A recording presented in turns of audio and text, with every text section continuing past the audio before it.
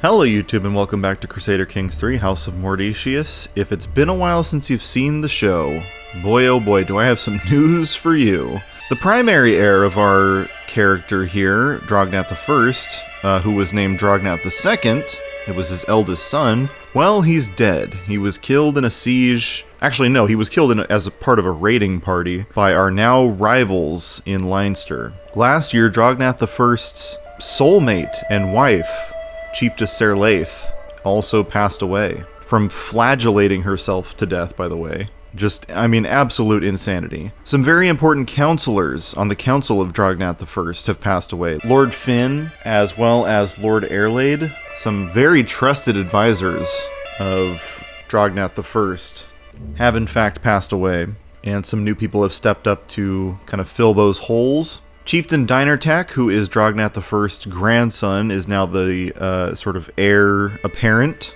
And Drognath I is kind of dead set on getting vengeance for his son. Let's find out what happens here in 899 AD. If you liked the video, please make sure to like it. Please make sure to comment. Let me know what you think of Crusader Kings 3 and the House of Mordecius. And make sure to subscribe so that you get notified every time I upload a new video. Check out the Twitch, check out the TikTok, check out the Blue Sky, check out Transporting the Youth on DriveThruRPG, and itch.io. Let's get down to business. What we're kind of waiting for here at the moment is our troop levels to get up here. We currently have 3,600. We're waiting till we hit 3,900 before we try anything drastic in terms of waging war against Leinster. We'll see how that all shakes out. We're also building the road in Ormond with Lord Traherne here. The road, work ethic. My steward seems almost shocked. I have been inspecting the road construction in Ormond, and the peasant workers are so much more efficient than I expected. Even I might learn a thing or two from them. Well, we can basically imply that learning from peasants is abhorrent. We would gain 150 prestige, road progress goes up by 1, and Lord Traherne, who has an opinion of minus 17 of us right now, would gain 15 opinion of us. Both options are honestly kind of good, but I think we're going to go with this one, just to get Lord Traherne a little bit closer to neutral on the subject of good High Chieftain Drognath. The White Boar. Since I started my search, reports of white boar sightings have been coming in from all over Munster. To sift through the accounts and sort fact from fiction is a huge task. If only the reports were more reliable. Probably the least bad outcome of this is to just gain 29 stress and take on the responsibility ourselves. Let's do it. Our commander has been promoted. My marshal, Lord Flan Cinna, has been showing off a promising new recruit. He may not be of as noble stock as you, my liege, but on my name I swear that Flaithry is someone you would want on your side. Hello there, Flaithry.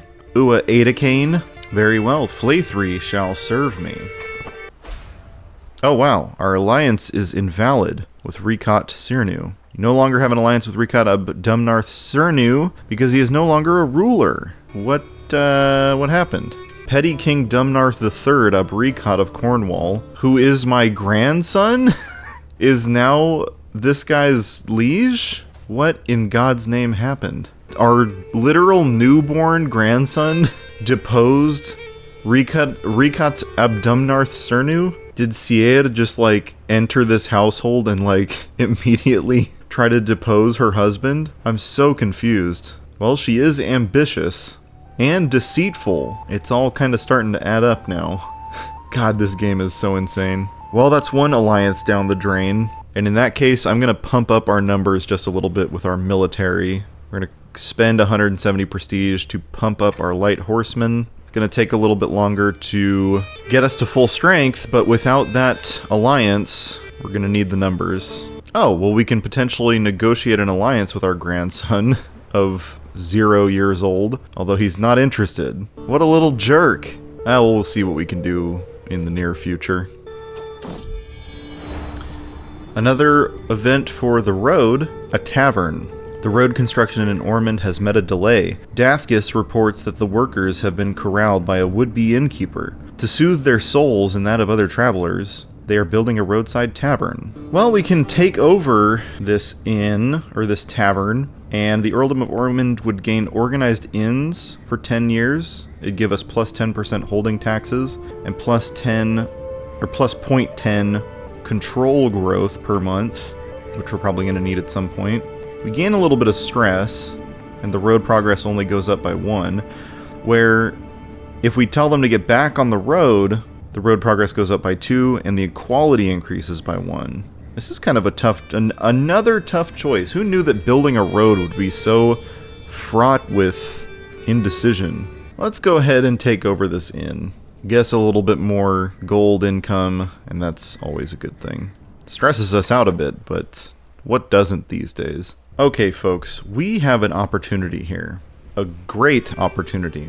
As much as we were looking forward to going to war with Alba over Leinster, an opportunity has presented itself in the petty kingdom of Mercia. You see, this guy, Petty King Aethelsig Burgredson of Mercia, is very, very weak right now. He only has 445 troops, and we, if we were to conquer the petty kingdom of Mercia, would get all this land. It would all become ours.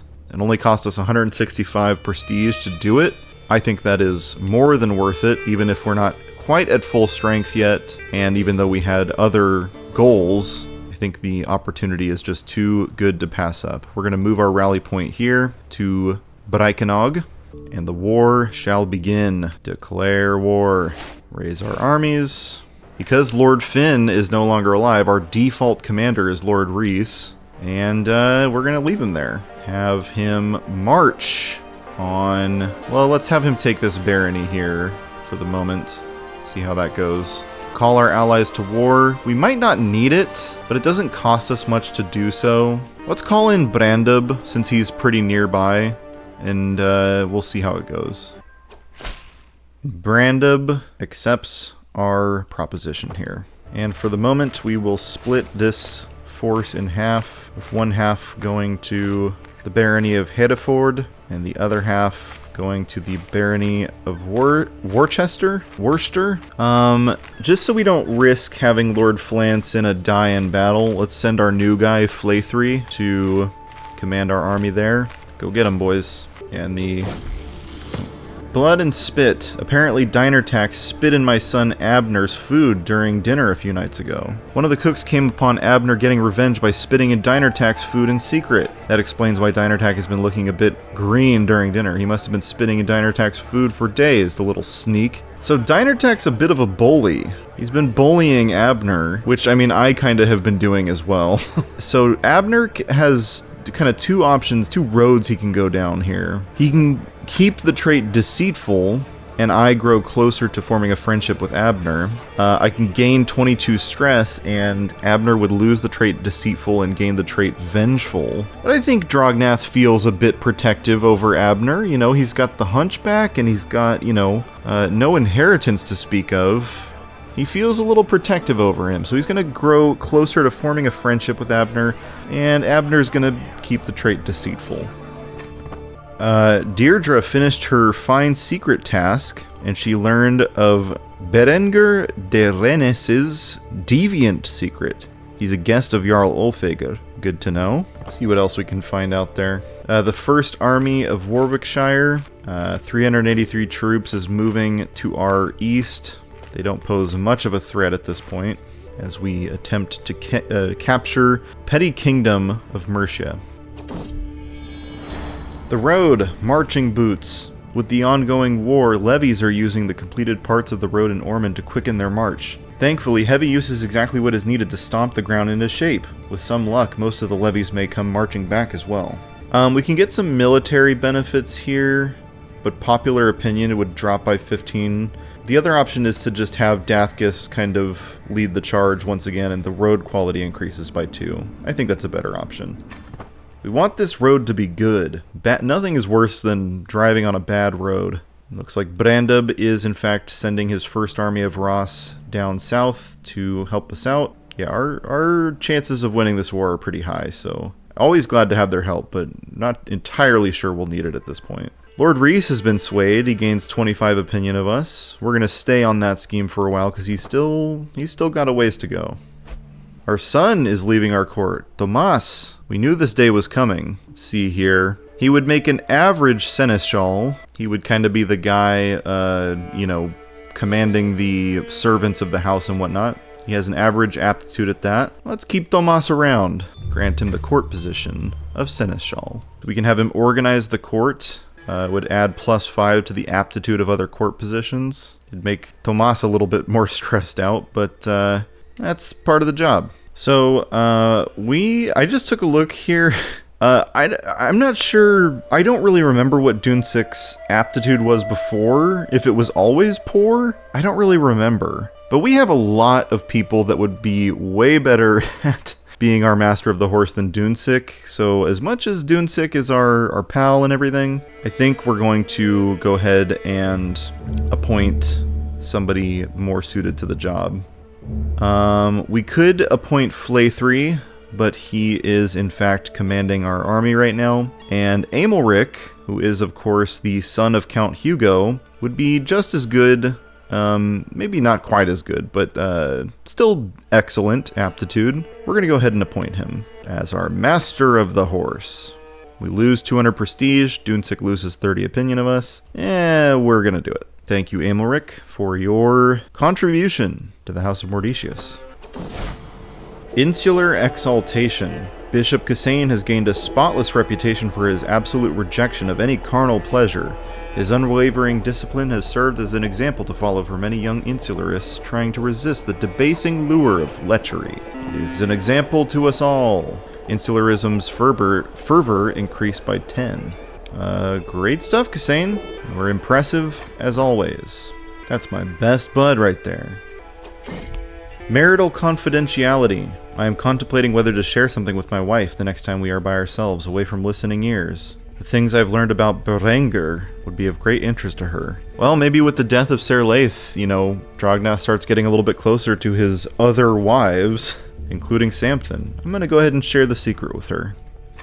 Who knows what she's going to do with it. It might end up bad for us, but at the end of the day, anything bad that happens to Leinster is a good thing. As long as they're under the control of Jarl Ulfgeir, our dreaded rival. Our commander improved.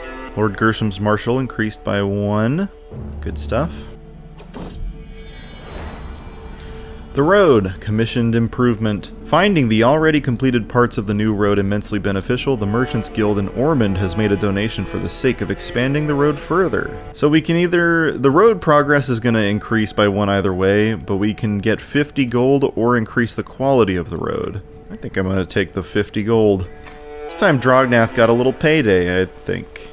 With this little payday, we are going to build some markets in Lumnich, in the Earldom of Thomond. It'll take us a little while to build, but it will increase our gold income. Construct the trading posts.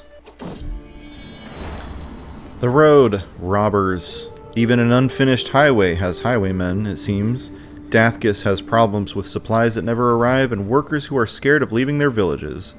At this rate, the road in Ormond will never be finished. So it's going to decrease our levy size a little bit, but we're going to post guards along the road and keep that road being built. No sense in stopping now. Someone else. My wife, High Chiefess Flan, is once again absent from our chamber as night falls. She has been distant lately, lost in thought, and rarely seen at court. Am I not to her satisfaction? Is she simply busy, or could she be warming someone else's bed? Flan, the love of my life has just died. Well, like a year ago. I can't take any more betrayal. I'm going to investigate this. We have an 83% chance of successfully learning about her love life. And she is innocent. Flan, I knew I could count on you. Kind of.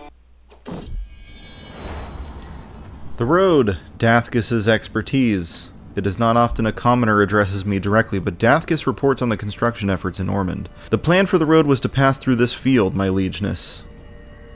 Liegeness? But I know the kind of soil we're working with. Might-haps my peasantness could request that we reroute it through the nearby forest. I don't know what you're talking about, bro, but, well, we can't risk going into debt. So, yeah. We're gonna go ahead and do what was originally planned. We're going to gain some stress. The quality decreases by 1. Dathkus doesn't like us as much, but yeah, we can't be risking going into debt right now. Become overwhelmed by stress. We gained a stress level. Stress level midnight. We are going to lash out in order to lose some stress. I think the weight of life is beginning to get to Drognath. We're going to insult a random vassal. This message is a little glitched here. It just says, starts talking. I smile impatiently. And you, Chieftain Dinertack, who is my grandson, by the way. Were you born a coxcomb, or did that develop later in life? So Lord Flan Cinna loses 40 opinion of us, and we lose 33 stress. That's really how it goes sometimes, I can't lie. We reduced our stress level. Very good. Hopefully Lord Flan Cinna has a thick skin.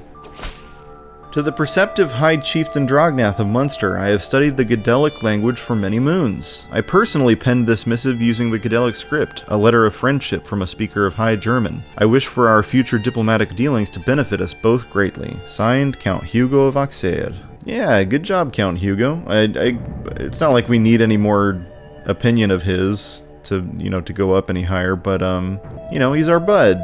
Good job, man.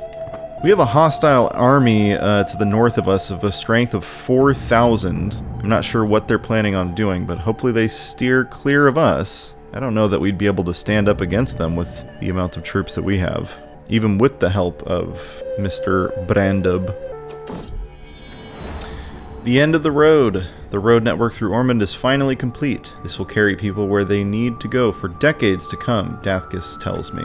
So, we get a stewardship lifestyle perk and the improved road network for 30 years, which gives us holding taxes of plus 5%, development growth of plus 10%, and danger minus 10. We also, with this second option, can sort of recruit Dathkus to join our court, which I think he's proven himself valuable. Let's go ahead and have him join the team. Take a look at our perk that we've got here. We're going to go ahead and get centralization. Development growth in realm capital is plus 0.30 per month. Unlock.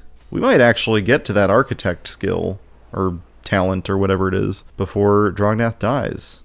I mean, let's not jinx it, but it's possible. It's within stabbing distance. The siege is won. We now control Herefordshire. We're going to send Lord Rhys's army up to the borough of Kidderminster, I suppose. So try to take that. Our commander improved. Faelgus Aegonuct Chasel. His marshal increased by 1. Good stuff. Having Flan Cinna go through and train some of our troops, I think, is starting to pay off. Pangs of Mourning. Without him, we are but hollow shells. Each of us a little corpse. A hollow parallel. Poetry about mourning for 3 years. Constant gained the trait Poet. I thought he already had that. Did he not already have that? Good job, Constance. Well, I suppose the first army of Brycanog can't take the borough of Kidderminster, so instead we're going to send them to take the barony of Stafford. Our grandson was taken prisoner. My grandson, Petty King Dumnarth, was captured by my vassal Lady Annawed during the siege of Exeter. What the hell's going on, man? What is happening? Are Lady Annawed and my grandson, like, at war with each other? I am so confused. It's Sierre's son, and I cannot pay the ransom for him, nor do I really intend to, because I'm just like, what did he do? Like, literally, what did he do? The tyranny of Petty King Dumnarth III. My newborn grandson is a tyrant, apparently? Okay, so, yeah, Earl Resman of Dumnarth of Cornwall and Lady Annawed Furch Brockvale of Gwent have decided to wage war against my grandson, who is the guy who controls Cornwall right now. And I still don't really fully understand how that happened. But that's down south. That's their problem. As long as Lady Annawed is, handling stuff, then it's all good. I can't control my grandson. He's a very ambitious baby.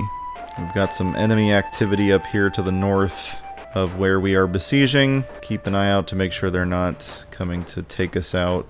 Oh wow, our lover Deirdre died. which means, once again, we are without a spy master. I can't keep somebody in this position. Man, rest in peace, Deirdre. Well, Chieftain Mael Brasail, Mac Mael Doraid of Aelic, is the person with the highest intrigue. We're going to go ahead and assign him to our spy master position. Welcome aboard, Chieftain Mael Brasail. Everything Drognath touches and loves just dies. Well, thank God, our grandson was released. Our felon grandson. Petty King Dumnarth III left the prison. Lady Anowid. Oh! Petty King Rekod is back in power, I guess. And so, he's back in power and he's, allied with us again, I think? Yeah, him and Sied are, you know, they're doing good, and yeah, I guess he's allied with us again. That's good. Well, we can certainly call him to war, should we need him. I don't think it's totally necessary yet, but what a strange turn of fate. Had to keep an eye on that grandson of mine. Find secret task finished. I don't know if we found anything out. Oh, here we go. Greetings, my liege. Despite our best efforts, my agents have yet to uncover any secrets in Jarl Ulfegir's court. I do not believe we will ever find anything either. There's less going on here than a graveyard at noon. Very well, you know best. So we're going to switch him back to disrupting schemes. We shall see what happens with Leinster. The siege has been won. We took a prisoner, Earl Eastman's wife, Countess Bergflade, taken her, and we will send our second army here. Suppose we'll get them to go siege the barony of Northampton. See how that pans out. We can ransom Countess Bergflade for 25 gold. We will do that. Definitely use the money. The ransom has been accepted. She leaves the prison, and all is well. Well, as 899 AD comes to a close, another fantastic year in the House of Mordecius in the books. I don't know if fantastic is really the right word for it, with good old Deirdre dying, and I mean just some real strange developments with Cornwall and my grandson there, and Petty King Rekod, and the war with Mercia. There's so many irons in the fire, and it all goes down right here in the House of Mordecius. Thank you so much for watching. Please make sure to like the video. If you enjoyed it, please make sure to comment. Let me know what you think of Crusader Kings 3 and the House of Mordecius. Make sure to subscribe so that you get notified every time I upload a new video. Check out the Twitch, check out the TikTok, check out the Blue Sky. Check out Transporting the Youth on DriveThruRPG and itch.io, and I will see you next time.